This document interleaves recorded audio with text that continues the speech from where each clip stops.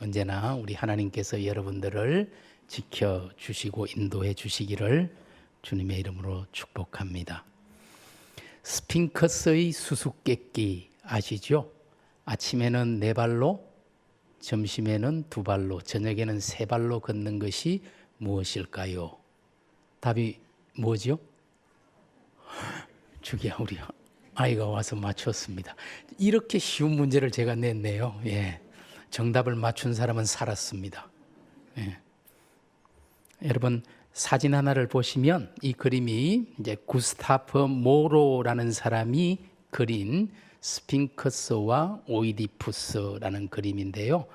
1864년에 프랑스 살롱에 출품했던 작품이고 지금은 뉴욕 메트로폴리탄 미술관에 있는 작품인데요. 저기 보시면 스핑크스가 여인의 머리, 그리고 사자의 몸통, 독수리의 날개, 그리고 뱀의 머리가 달린 꼬리를 가진 그런 존재가 바로 스핑크스입니다. 이 스핑크스가 태배로 들어가는 길목을 막고 지나가는 사람들에게 수수께끼를 내어서 수수께끼를 맞히지 못하면, 정답을 못 맞히면 죽이고, 그렇게 했는데 계속 이제 정답을 맞히는 사람이 없었는데 오이디푸스라는 사람이 지나가다가 스핑크스를 만났습니다. 오이디푸스는 여러분이 아시는 심리학자 지그문트 프로이트의 오이디푸스 컴플렉스라고 할 때 바로 그 오이디푸스입니다. 그런데 이 오이디푸스가 사람이라고 정답을 맞췄습니다. 그러자 스핑크스가 분을 이기지 못하고 바위에서 뛰어내려 스스로 죽었다라는 그리스의 신화 이야기입니다. 그런데 진짜 사람은 수수께끼 같은 존재입니다. 정말 10길 물속은 알아도 한 길 사람 속은 알 수가 없습니다. 왜 사람은 이렇게 알기가 힘들까요? 끊임없이 변화하는 존재이기 때문일 겁니다. 사람은 being이 아니라 becoming의 존재입니다. 하루가 다르고 한 해가 다릅니다. 그래서 삼국지에서 여몽이라는 사람이 군자는 모름지기 사흘만 보지 않고 다시 만나도 눈을 비비면서 서로를 봐야 할 정도가 돼야 한다. 그만큼 성장하고 변해 있어야 한다는 말이죠. 그래서 비빌괄 눈목을 써서 괄목상대라는 사자성어가 나오게 되었지요. 분명 20대의 나, 또 30대의 나, 60대의 나가 다른 것입니다. 여러분은 어떤 사람입니까? 돌이켜 생각해 보니 제가 30살이 되었을 때 저는 큰일이 일어날 줄 알았습니다. 왜냐하면 우리 예수님께서 30살쯤 공생애를 시작했고 30대 초반에 구속의 역사를 완성하셨으니 30이 되면 엄청난 일이 일어날 거라고 생각했습니다. 하지만 물론 아무 일도 일어나지 않았습니다. 여러분, 김광석이라는 가수가 부른 30점에라는 노래 아시죠? 그 노래에 이런 가사가 나옵니다. 점점 더 멀어져 간다. 머물러 있는 청춘인 줄 알았는데. 제가 노래까지 부르진 않겠습니다. 비어가는 내 가슴 속엔 더 아무것도 찾을 수 없네. 애잔한 느낌마저 듭니다. 그런데 저도 벌써 30을 2번이나 지났습니다. 이제는 가수 이장희의 노래 내 나이 60하고 하나일 때, 이것이 저하고 꼭 맞습니다. 가사가 이렇습니다. 내 나이 60하고 하나일 때 난 그때 도대체 어떤 모습으로 살까? 그때도 사랑하는 건 나의 아내, 내 아내뿐일까? 그때도 울 수 있고 가슴 한구석엔 아직 꿈이 남아 있을까? 이렇게 노래합니다. 지금도 아내를 사랑하고 가끔 울 수 있는 감성이 있고 꿈이 있으니 저는 참 다행이고 감사합니다. 이 곡을 이장희 씨가 61살 때 썼음직한데 알고 보니까 27살 때 그것도 2시간 만에 쓴 곡이라고 해서 조금은 허탈합니다. 제가 이렇게 나이와 관련하여 장황하게 말씀드리는 것은 오늘이 어버이 주일이기 때문입니다. 이 자리에 30대 어버이부터 80대 이상의 어버이까지 계실 것 같습니다.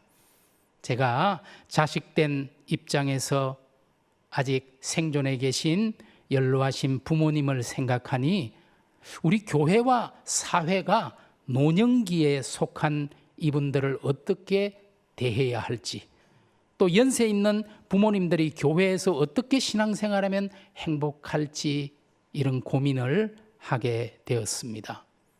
먼저 이곳에 있는 자녀 여러분들은 기억하십시오.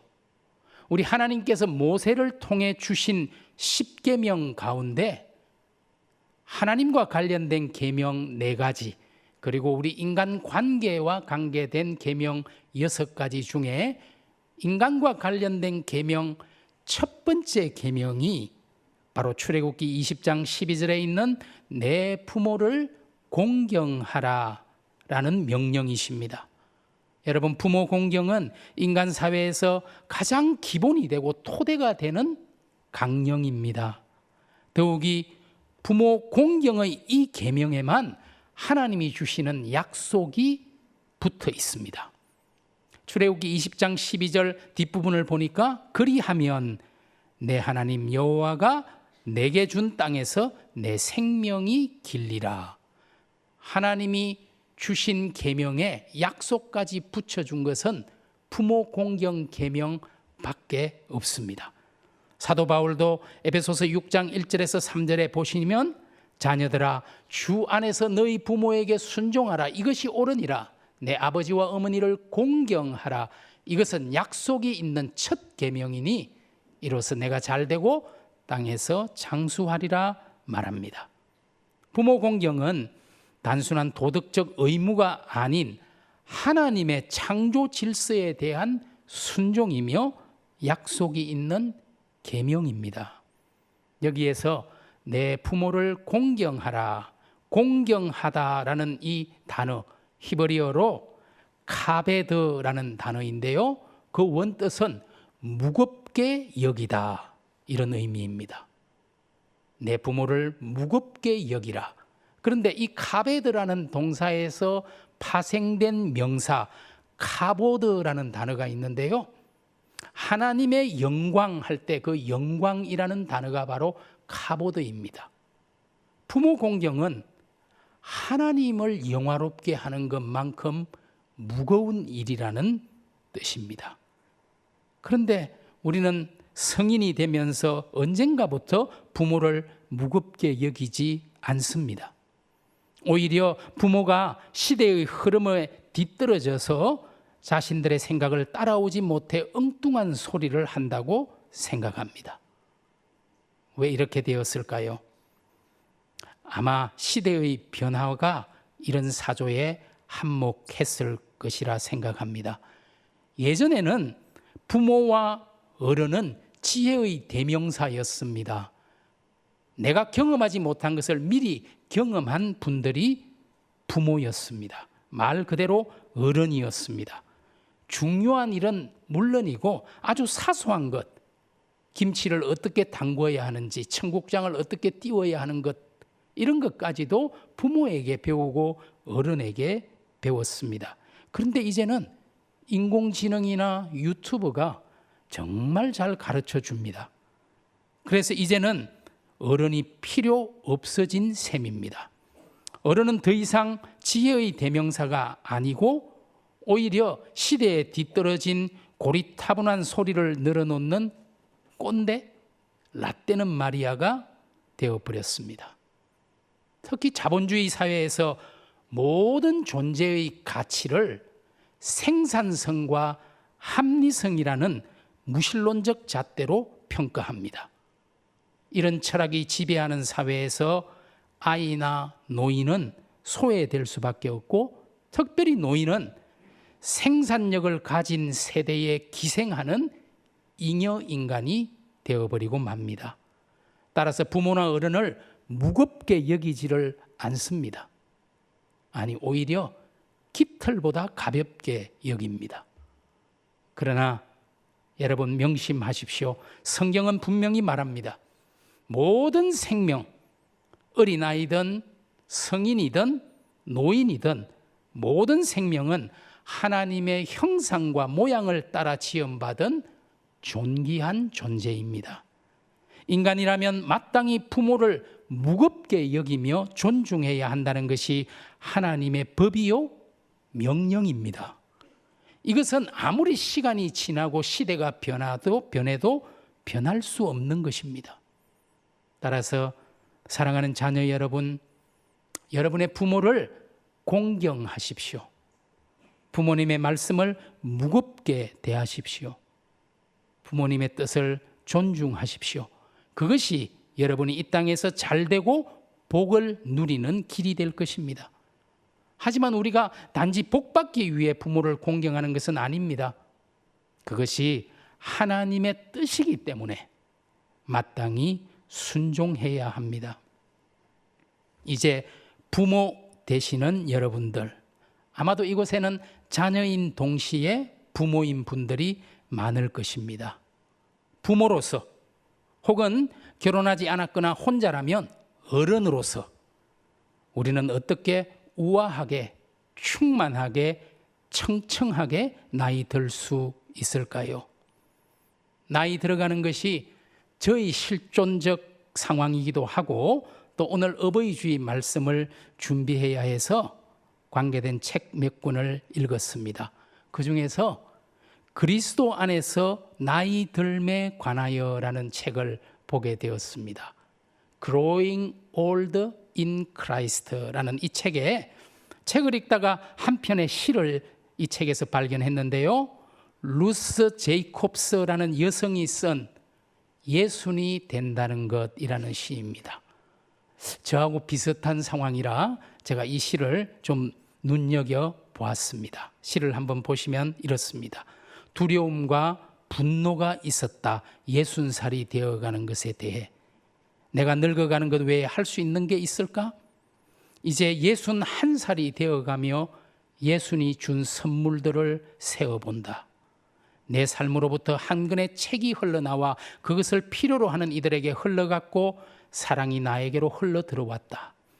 가득 차 보였던 마당에 또 다른 정원을 위한 공간이 눈에 보였다. 나는 나의 고독을 퀘이크 모임에 데려갔고 내민 손바닥은 채워졌다. 해변을 따라 더 멀리 걸었고 거룩한 장소에서 더 오래 머물렀으며 빙글빙글 돌며 나선형 춤을 추었고 소중한 친구를 위한 의식에서 여성을 위한 데이지 꽃을 되찾았으며 내가 필요로 했던 저녁에 찾아온 새 친구로부터 시인의 와인을 받았다. 이 시를 보니까 시인은 나이 들어가는 것에 대한 분노, 이제 더 이상 아무것도 할 수 없을 것만 같은 두려움이 있었지만 가만히 자기 살아온 세월을 돌아보니 노년이 선물임을 깨닫습니다. 자신의 삶의 이야기가 그것을 필요로 하는 사람에게 흘러가고 또 그들의 사랑이 자기에게로 흘러 돌아옵니다. 인생이라는 정원에 더 이상 가꿀 공간이 없는 줄 알았는데 또 다른 공간이 보입니다. 교회 공동체의 환대로 자기 고독이 사라지고 채워지는 충만을 경험합니다. 해변을 산책하고 거룩한 장소 교회에서 생활하고 춤을 배우고 또 여성으로서의 자신을 되찾고 새로운 친구를 만나면서 시인의 인생은 포도주처럼 더없이 향기로워집니다. 부모 되신 성도 여러분, 여러분 노년이 더욱 향기롭기를 원합니다. 우아하고 충만하고 청청하게 나이 들어가는 복을 누리시기를 축복합니다. 오늘 우리가 읽은 본문 시편 92편 14절은 하나님의 사람은 그는 늙어도 여전히 결실하며 진액이 풍성하고 빛이 청청하니라고 말합니다. 우리 기쁜 소식 교회 존귀한 성도님들은 모두 이 말씀대로 이루어지는 복을 누리시기를 주님의 이름으로 축원합니다. 저는 지난 연휴에 고향에 계신 부모님을 찾아뵙고 왔습니다. 사실 바쁘다는 핑계로 명절이나 특별한 날이 아니면 부모님을 찾아뵙는 것조차 쉽지 않은 것이 현대인의 생활입니다. 어머니께서 치매 초기 단계를 겪고 계셔서 자식으로서 더 죄송한 마음입니다.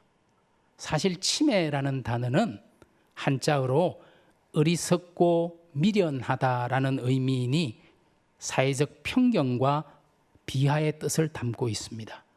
그래서 어떤 분들은 치매라는 단어 대신에 퇴행성 뇌질환 혹은 이 질환을 처음 발견한 의사의 이름을 따서 알츠하이머 혹은 인지저하증이라고 부르기도 합니다. 어머니 때문에 최근에 나온 책 한 권이 제 눈에 들어왔습니다. 이화여대 기독교학과 김혜령 교수가 목사이기도 한 사람입니다. 죽을 때까지 유쾌하게라는 책을 썼습니다.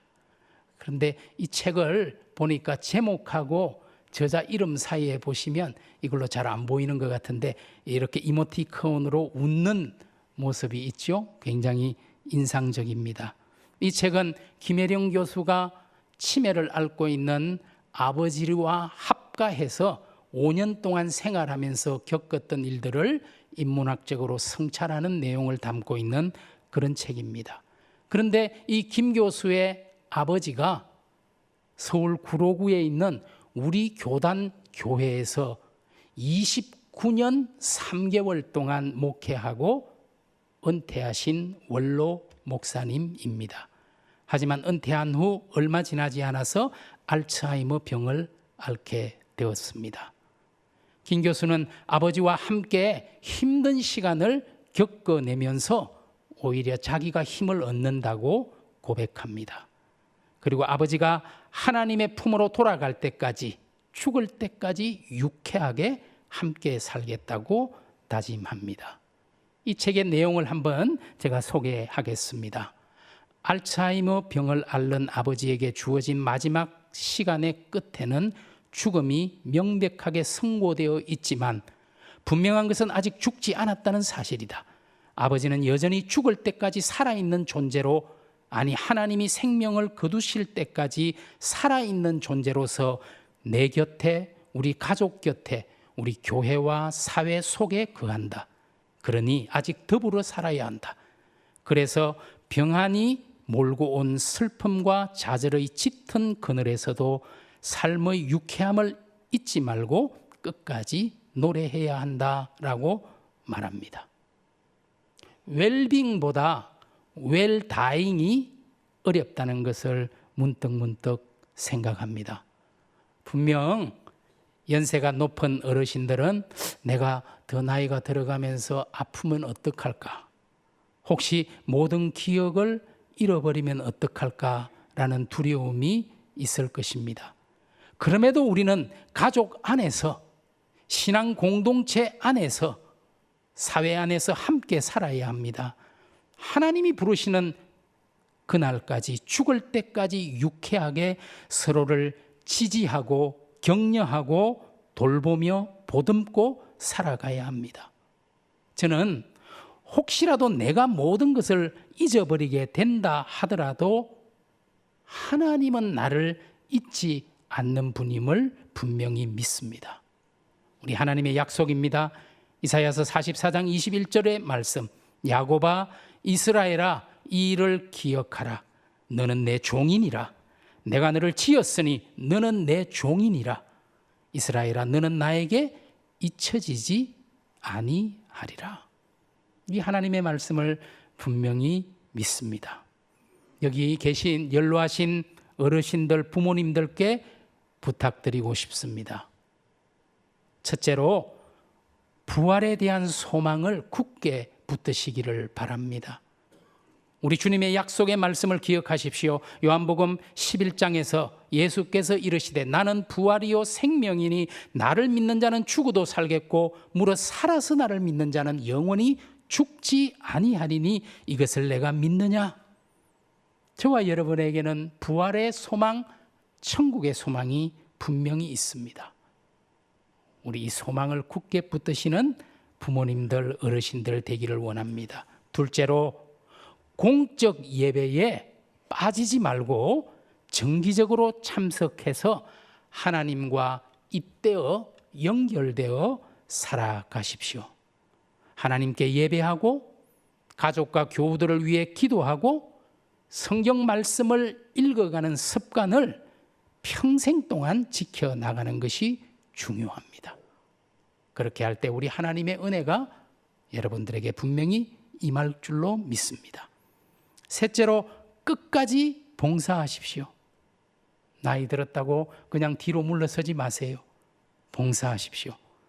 지난 2014년 103세로 하나님의 품으로 돌아가신 방지일 목사님은 마지막까지 이런 말씀을 하셨죠. 달아 없어질지언정 녹슬지는 않겠습니다. 그저 나이 들어 녹슬어 죽을 수는 없습니다. 주님이 나에게 맡겨주신 사명을 위해 달리고 애쓰다가 마지막에 닳고 달아 없어질 수 있다면 얼마나 행복하겠습니까? 그리스도 안에서 나이 든다는 것은 쇠퇴가 아니라 성숙입니다. 여러분, 좋은 포도주는 그리고 일부 좋은 치즈, 보이차는 오래될수록 더 깊어지고 가치가 커집니다. 시편 기자의 고백처럼 늙어도 여전히 결실하며 진액이 풍족하고 빛이 청청한 삶이 가능합니다. 그리스도 안에서 나이 들면 축복이며 은혜입니다. 대한민국도 이제 65세 이상 인구가 전체 인구의 20%를 넘어선 초고령 사회로 진입했습니다. 저는 이런 시대에 신앙 공동체인 교회가 좀 더 적극적인 역할을 할 수 있으면 좋겠다 생각합니다. 여러분, 교회는 신앙을 공통분모로 한 확장된 가족입니다. 저와 여러분은 영적인 가족입니다.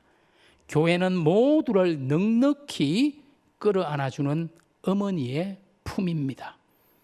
교회가 어르신들을 위해 이런 일들을 하면 좋겠다 싶은 것들 몇 가지 제안이 있습니다. 첫째, 우리 교회가 성찬을 할 수 있는 한 자주, 적어도 1년에 4번은 성찬을 하면 좋겠습니다. 여러분, 성찬이 무엇입니까? 우리 예수님의 삶과 죽음, 부활을 함께 나누고 예수님과 연합되는 시간이잖아요. 형제 자매가 하나가 되는 시간입니다.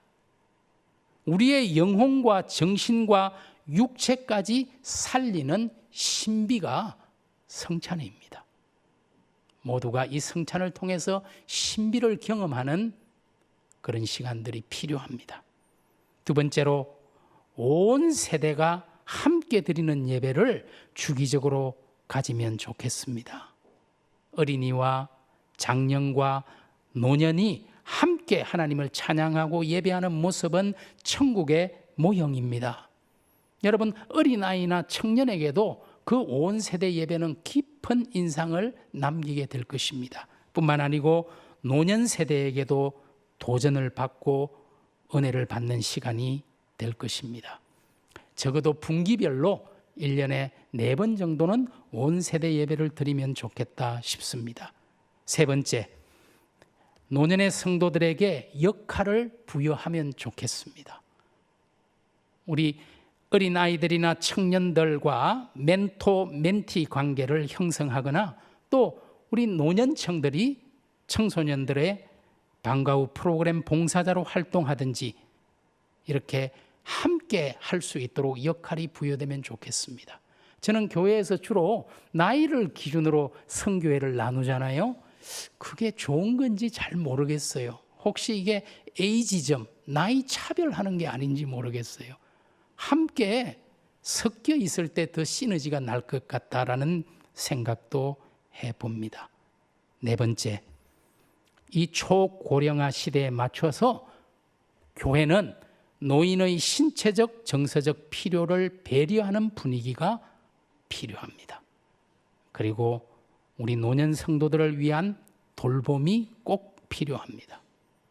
여러분, 혹시 그렉 맥도널드라는 사람이 쓴 75세 노인이 쓴 산상수훈이라는 시를 보신 적이 있는지 모르겠습니다. 75세 노인에게는 산상수훈이 어떤 건지 제가 한번 읽어 드리려고 합니다. 내 굼뜬 발걸음과 떨리는 손을 이해하는 자에게 복이 있나니, 그가 하는 말을 알아듣기 위해 오늘 내 귀가 얼마나 긴장해야 하는가를 이해하는 자에게 복이 있나니, 내 눈이 흐릿하고 무엇을 물어도 대답이 느리다는 걸 이해하는 자에게 복이 있나니. 여러분도 그런 것 같죠?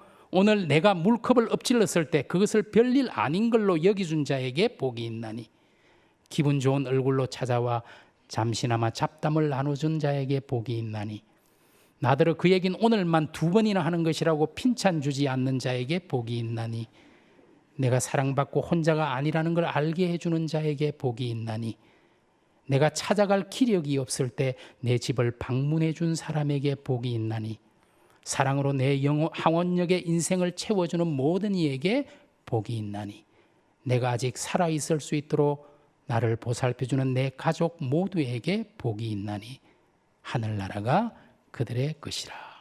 저도 나이가 들어가면서 이게 무슨 말인지 조금씩 이해가 됩니다.